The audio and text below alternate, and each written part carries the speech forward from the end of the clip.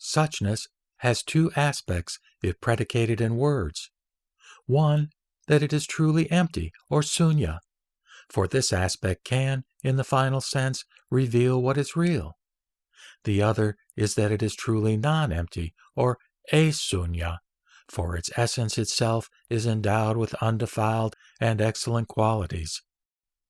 1. Truly empty. Suchness is empty because from the beginning it has never been related to any defiled states of existence. It is free from all marks of individual distinction of things, and it has nothing to do with thoughts conceived by a deluded mind.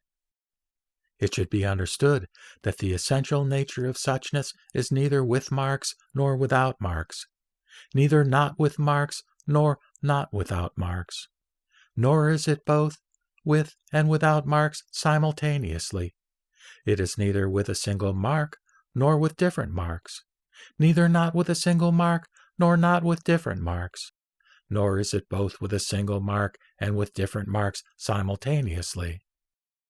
In short, since all unenlightened people discriminate with their deluded minds from moment to moment, they are alienated from suchness.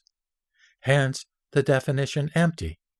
But once they are free from their deluded minds, they will find that there is nothing to be negated. 2. Truly non-empty. Since it has been made clear that the essence of all things is empty, that is, devoid of illusions, the true mind, with a capital M, is eternal, permanent, immutable, pure, and self-sufficient. Therefore it is called non-empty. And also there is no trace of particular marks to be noted in it, as it is the sphere that transcends thoughts and is in harmony with enlightenment alone. In terms of translator notes for this section, to paraphrase in more familiar terms, sunya approach may be replaced by negative approach, which rejects any affirmative identification of the absolute with any mode of thought, and asunya approach by positive approach, which affirms the absolute by means of its attributes and influences. The two approaches are regarded in the text as complementary. In terms of truly empty, this effort at negation of any predication of the essential nature of suchness is typical of Buddhist ways of thought since early times. Beginning with the famous silence of the Buddha on questions such as whether the universe is permanent or impermanent, or whether the universe is limited or unlimited, this attitude has been maintained by Buddhist thinkers. In particular, in a group of sutras known as the Prajnaparamita or Perfection of Wisdom Sutras, the oldest stratum of which belongs to the formative stage of Mahayana Buddhism in the 1st or 2nd century BCE, the negative approach was ruthlessly emphasized. Nagarjuna formulated, on the basis of the Perfection of Wisdom Sutras, the pattern for refuting any false identification of that which is beyond, so that the absolute remains absolute and is not brought down to the level of the finite. He gives 4 alternative predications in order to show the absurdity of affirming any of them.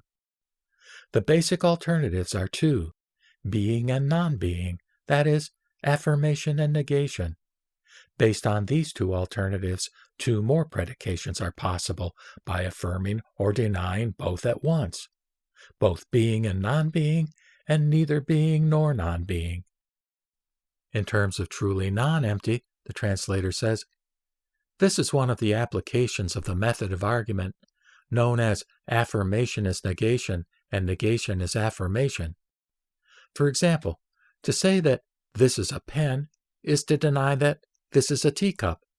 To say that this is not blue is to affirm that this is of some color other than blue.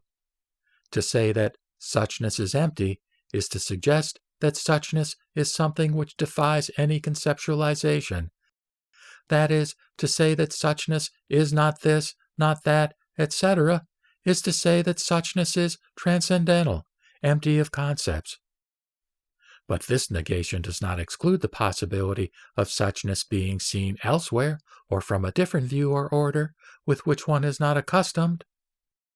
Hence, there is room to present suchness, if it is done symbolically, as eternal, permanent, immutable, etc. Emptiness does not mean non-existence, literally. It is usually used in the sense of empty of or devoid of a distinct, absolute, independent, permanent, individual entity or being as an irreducible component in a pluralistic world, or of empty of all predications. According to this way of thinking, even non-being is a being as it is contingent upon being. The term empty results from a dialectic consciousness of transcending this dichotomy of being and non-being.